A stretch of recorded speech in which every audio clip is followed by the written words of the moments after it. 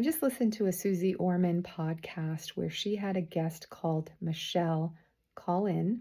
Michelle is a 50-year-old investor with $2.3 million, including $700,000 in a brokerage account. No, no, no, no. This is what Ms. Orman told Michelle when asked whether buying an annuity for tax purposes and income made sense.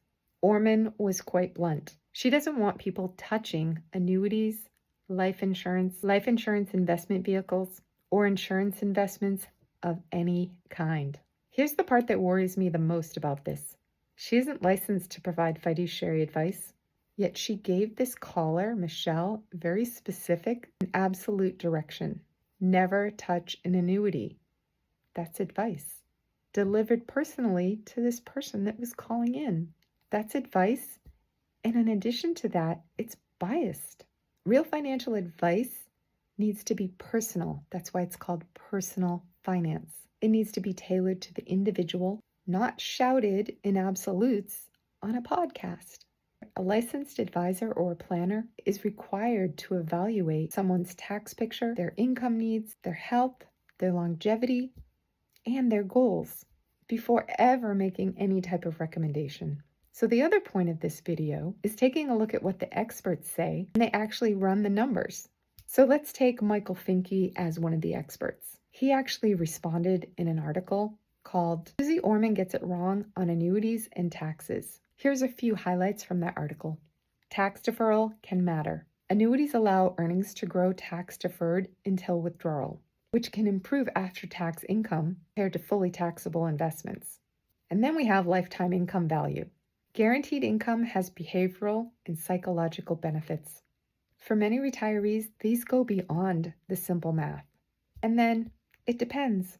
Fees, product design, and individual circumstances matter. For some people, annuities can add meaningful stability and flexibility, and for others, not so much.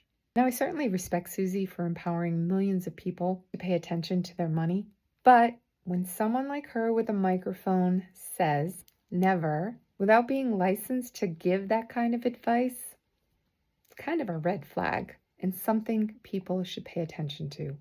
You need to take advice from a licensed, registered financial advisor who understands everything about your situation, and hopefully someone that isn't biased.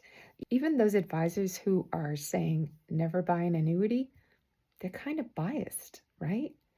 You should probably talk to an advisor who can offer you both investments and insurance advice, because then they can look at both and figure out which combination of investments and insurance and even tax planning is going to be most beneficial to you. Retirement is way too important for this one-size retirement recommendation that's not personalized to you and your situation. Get the facts, run the math, and seek advice from someone who's legally and ethically bound to act in your best interests. Good luck, and here's to knowing more, having more, and living more now and in retirement.